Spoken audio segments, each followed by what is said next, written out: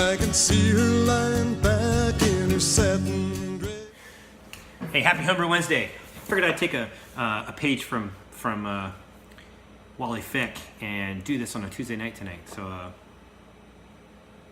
don't know what I have planned for tomorrow, and don't want to be rushed doing this. So anyway, I'll start off with a Dropkick Nate. Look how beautiful that beer is. I told Nate how Dropkick Nate always amazes me because the head on this thing is always so pillowy. It's amazing. And, I think we had talked a while back about it, and he was under the impression it was because the particular hops in this and the extended whirlpool that you do, something about those high alpha sticky oils causing this nice foamy head. Because I tell you, there's no carapils in this thing at all. Sorry for giving that away, Nate. But it maintains probably one of the thickest heads of a beer that I've brewed or have even really seen. There's one other beer, can't remember the name of it. It was like a British or an English style IPA that had a really thick head that just you could like knock it and it would bounce on the floor kind of thing. But this was pretty damn close, and it's it's just amazing. I mean, look at that head. It just sits there, and the lacing you get on these on the cup when you're done drinking. Not to mention it smells like a commercial grade hoppy pale ale, and just a gorgeous beer. It just tastes wonderful. So cheers, Nate. Okay, enough blowing smoke up Nate's ass. All right. Anyway, yeah, happy Homebrew Wednesday, guys. I'm gonna do a little bit of a rant. I like doing rants. I have to do at least one a year. This week's rant is about New England IPAs. But before I do that, in case I forget, did some brewing this weekend. I think it was Saturday. Hey, happy Homebrew Wednesday. This is a weekend. This is a Saturday. I don't know what the date is. I've been sick all this past week, so I haven't been to work, and I'm a little lost track of time. A little bummed today because I was supposed to be doing a brew with Gary, the guy that brewed Vernal Equinox. Went out and bought all the ingredients and everything, but I told him to stay away because I've been sick all week, and I don't want him to, I'm not sure if I'm still contagious, so I don't want to get him sick. But anyway, what I'm doing instead today is I'm brewing a rebrew of the Deliverance, the tart vanilla brown ale that I brewed, a recipe that I modeled after a beer that Wally Fick sent me from Urban Artifact called Howler. So I got ready this morning to get the brew ready, and as I was starting to crush the grains, I realized that I forgot to get the 2.4 pounds of brown malt, which is kind of key for a brown ale. So anyway, just went to the homebrew store, came back, crushed up my grains. I got the strike water heating up right now, getting ready to go. Drinking a brown ale. This is an Imperial Brown from 3 Stars, which is a local brewery here in DC. So I had to order out for the lactobacillus blend that I'm going to use for this kettle sour. I used the Omega lactobacillus blend, and they didn't have any in the homebrew store. I guess the lab took a pause or something, and it's taken a while to catch back up a supply. So my homebrew store didn't have it. They weren't going to have it for another couple of weeks probably. So I found it online, Northern Brewer, and ordered it, so it came in. So yeah, so that's going to be the brew today.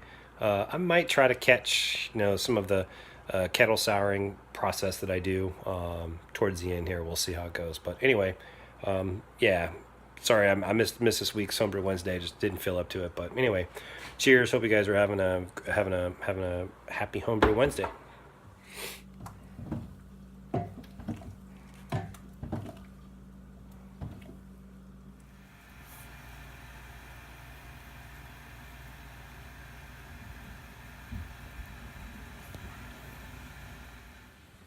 Okay, so I missed a lot of the brew day, but it is 48 hours later, about 48 hours later. The lactobacillus I put in has done its thing, and it dropped from, what was I? My pH was 5.23 a couple of days ago, and now it's 3.5, 3.4, 3.41, something like that. But 3.5 was the target.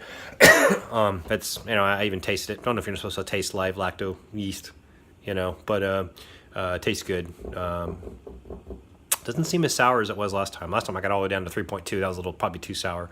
So 3.5 is about what it's supposed to be. It's 3.42. So anyway, heating up the boil kettle. Got to do some sanitizing of my plate chiller and get everything in place. And yeah, I got a little bit of work to do. So anyway, I'll run. Cheers. And nothing like a little Monday evening kettle sour brew day 2. Cheers, guys. So sorry, Gary, if you're watching. But you'll thank me because you didn't want to catch what I have. So anyway, instead, what I did was I did the day 1 brew of the kind of a rebrew of the Deliverance Tart Vanilla Brown Ale, which is a kettle soured brown ale. Had to special order some Omega lacto blend yeast because I couldn't find it anywhere. So Northern Brewer was nice enough to hook me up with a thing of that, and so Saturday I brewed it. My pH started out at like 5.23. Dropped in the lactobacillus, covered up with some saran wrap and my boil kettle, and let it sit for 2 days. And on Monday evening, yesterday after work, I went and which was yesterday evening. Got home from work, checked the pH. It was down to 3.43, 3.42, 3.43. The target was 3.5. So, wow, a little bit less than 2 days, and it already dropped 2 points. So, so that was pretty cool. So I did the brew, finished the brew, did the boil.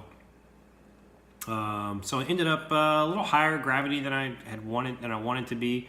I think I was at like 1062 or something like that. I'm trying to go for like a 5.5% beer, but I always seem to overshoot. So one of these days I'll dial down my system and get it figured out. But anyway, that's going to be my, and then I'll be aging it with I'll be throwing in the secondary some more vanilla, trying to find a cheaper place to get it this time. And then I'll be sending that off later next month for the National Homebrew Competition. I'm going to send that one in, and I'm going to send in my barley wine that I have on tap right now. So I'll pour a couple of bottles of that, or bottle a couple of bottles of that and send it off. So anyway, so that's on the brew front. So my rant for today is, I went to my local bottle shop and I go in there to get some beers, and everybody is brewing these days is hazy New England IPAs. And I remember there was who's the guy, the Beer Geek Nation guy, Chris did this, whatever happened to Chris anyway? He's like, channel closed down or something, I don't know. That's a whole nother Homebrew Wednesday, I guess.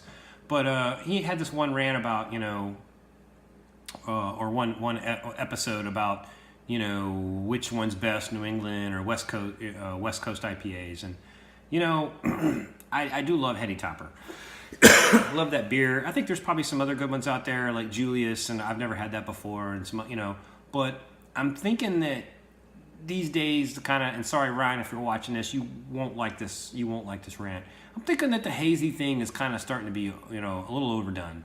Because you look on the shelf and it's hazy this, hazy that, New England this, juicy that, and half the time you get them and they don't hold a candle to Heady Topper, just guys throwing a buttload of hops in their beer, doing whatever they can with oats and stuff to make them hazy, and some of them don't even taste that great. There's some of the this, like the guy at the bottle shop said, hey, try this one, this particular brand, I love this. I went home and had it, and I was like, this sucks, I don't like it. So I don't know. I think I'm either becoming the no coast pale ale kind of guy, or maybe I lean a little bit more towards the West Coast IPAs, as I do love Pliny the Elder. I think if I had to pick a Pliny the Elder or a Heady Topper, I don't know if I could make the decision. They're both really, really good. But on average, I think the West Coast hoppy IPAs, I think that might be my thing. So, no, my real thing is malty beers, and that's kind of what I'm, kind of where I wanted to end up with this rant. it's always about this IPA or that IPA. It's never about what bitter or what ESB or what brown ale or what, and I don't know. And in my experience, those are some of the most flavorful beers, big malt bombs or big, caramely kind of, you guys know that malt is my thing. I'm not saying if you've made a really good IPA and you feel like, sending some love to a beer mail recipient, I won't turn away a nice IPA. But I am getting a little overdone with the hazy IPAs, and I don't know. So if I offended any of you out there that love IPAs, like Haze Nation, Lewis, sorry, but yeah, I don't know. This Dropkick Nate is certainly not in that category. This is just a very crushable hoppy pale ale. But anyway, yeah, that's my rant. I won't keep it too long. I think you kind of get caught up, and all you start to look for is IPAs. You can kind of get on this fixation that you're doing nothing but IPAs and hops, and and then I go and look at my beer fridge, and sure enough, that's all that's in there. On my bottom row, I've got a pretty good mix of. I've got a bourbon barrel, a Goose Island bourbon. What's it? The Goose Island Bourbon County Stout or whatever it is. I've got that. I've got a GBS that I got from Larry Lentz from Hardywood. I've got a Canadian bourbon stout or breakfast stout that I got from a bottle shop, and I got something else in there. I've got some pretty good Belgian-y malt bomb type beers in the bottom, but problem with those things is they come in bombers, and unless you're really dedicated, you don't want to crack that open unless you got somebody else to help you drink it. So they end up sitting around and you save them for a good occasion. But yeah, I think I'm gonna start packing my beer fridge with, English special bitters and brown ales and some light porters, and that's probably why I like that kind of full circle. That beer that I brewed this past weekend, the Tart Vanilla Brown. I sent it out to a couple of you guys. I hope you guys dug it. I know Wally was digging it. It didn't do too well at the midwinter Milwaukee homebrew competition. It only got scored a 29. So, and I was surprised because that beer freaking rocks. I mean, the inspiration came from Urban Artifact, that beer, the Howler, and that beer rocks. Blew me away. And then when I went and brewed the clone, it tastes pretty damn close to that. So I really dig that beer, if I do say so myself. So I was kind of surprised to see a 29 on that, but I'll be looking forward to getting the score sheets back and seeing what they dinged it on, because I'm at a blank. But anyway, I think that's why I dig that beer so much. I really do like the malt. Do like the malt beers. What do you do? I guess I need to start brewing more. It's coming up. I need to get my butt in gear and do a Irish Red, do another Remorseful Leprechaun. So I'll get to brew that. That's a nice big malt beer. Maybe do some Scotch ales. But anyway, I do need to, even though I'm going to send this barley wine off to the National Homebrew Competition, not very pleased with it. I said I was going to do a barley wine. I did it. It's going to sit there in the keg forever because I don't, you don't just sit back and pull pints of a barley wine. I did discover that I actually have another one of those Josh Hoover barley wines in my beer fridge that I didn't realize. So I saw that the other day when I was cleaning things out. So I'll attack that.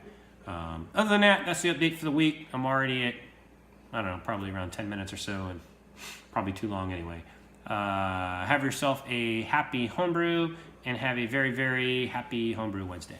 Cheers.